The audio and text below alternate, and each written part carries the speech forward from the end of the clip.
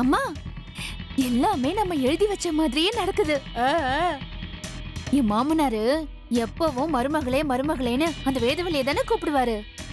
இப்போ அந்த மரியாதை உன் மகளுக்கு தான். இந்த வீட்டுக்குள்ள நான் நுழைஞ்ச சீனை நீ பாக்கணுமே. ஆரத்தி என்ன, அக்கறை என்ன, அடி தூள் தான் போ. ஐயோ, என் மாமனார் ஒரு படி மேல போய், வேதவள்ளி இனிமே நீதான் கல்பனாவை பாத்துக்கணும்னு ஆர்டரே போட்டுட்டாரு. மா, இது ஒண்ணு போதும். அந்த வேதவள்ளிக்கு எப்படி கண்ணு மொழிய பிதுங்க வைக்கிறேன்னு பாரு. சரி சரி, அவர் வராருன்னு நினைக்கிறேன். நான் அப்புறம் கால் பண்றேன்.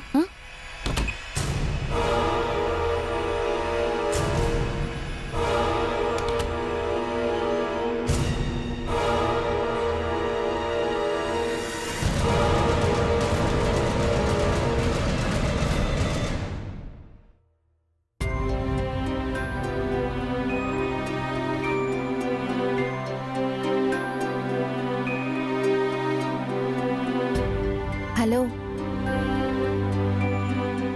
சாருக்கு இன்னும் என் மேல இருக்கிற கோவம் போலையோ? அப்படிலாம் ஒண்ணும் இல்ல.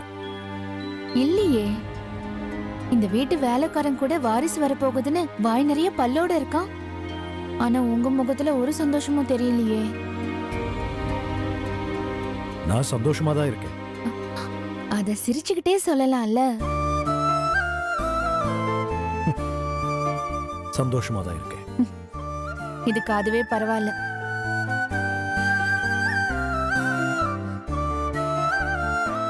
உங்களை தனியா விட்டுட்டு போயிட்டேன்னு என் மேல கோவமா? அதான் எப்படி இருக்கீங்களா? அப்படி பார்த்தா நானும் தான் உங்க மேல கோவமா இருக்கேன். என்னங்க, நான் தான் கோவக்காரி. கோவம் வந்தா கண்டுபடி பேசுவேன், லூஸ் மாதிரி ஏதாவது பண்ணுவேன்னு உங்களுக்கு தெரியும்ல. அப்ப நீங்க தானே அட்ஜஸ்ட் பண்ணிட்டு போகணும். பொண்டாட்டி கோவிச்சுட்டு அம்மா வீட்டுக்கு போயிட்டாலே, அவளை போய் பாப்போம், சமாதானப்படுத்துவோம், ஒரு நகை நட்டு வாங்கி கொடுத்து சந்தோஷப்படுத்தி திரும்ப வீட்டுக்கு கூட்டிட்டு வருவோம்னு யோசிக்காம, ஐயா என் பொண்டாட்டி ஊருக்கு போயிட்டான்னு ரொம்ப ஜாலியா சந்தோஷமா இருந்தீங்கல்ல. போங்க, நான் உங்க பேச்சுக்கா. இப்போ கூட நீங்க உங்க பிள்ளைக்காக தான் சமாதானம் ஆனீங்கல்ல, எனக்காகலாம் ஒன்னும் ஆகல. நான் மட்டும் மசக்கி ஆகாம இருந்தா அப்படியே என்ன கழட்டி விட்டுருப்பீங்க. அப்படிதானே? என்ன மௌன சம்மதமா? ஏதாவது பேசுங்க. ஏன் எதுவும் பேச மாட்டேங்கிறீங்க?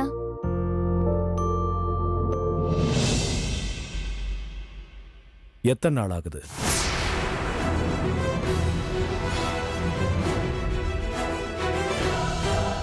எத்தனை நாள் ஆகுதுன்னு கேக்குறேன். அப்படின்னா நான் என்ன கேக்குறேன்னு உனக்கு நிஜமாவே தெரியல?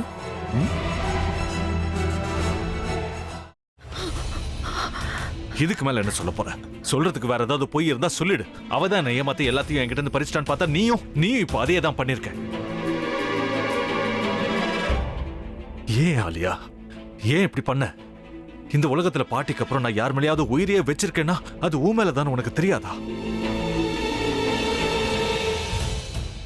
ஏன் இப்படி பண்ண ஆலியா? உனக்கு காசு பணம் அவ்வளவு முக்கியமா போயிடுச்சு. அதுக்காக நம்ம உறவை கூட மறந்துடுவியா?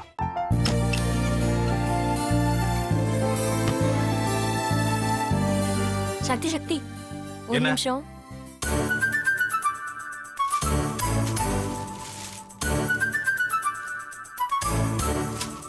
இந்தாங்க. என்ன இது? உங்களுக்கு பிடிச்ச பிராண்ட் செப்பல்.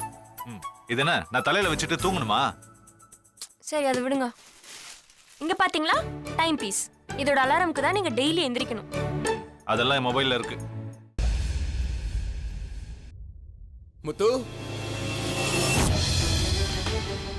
முத்து, என்னடி இவன் முத்துன்னு ஒருத்திய உருவாக்கி விட்டா, செல்விய மறப்பான்னு பார்த்தா எப்ப பார்த்தாலும் முத்து முத்துன்னு கூப்பிட்டு இருக்கான். முத்துவ கூப்பிட மட்டுமா செய்யறான், முத்துவ வச்சு என்னென்னமோ செய்யறான்.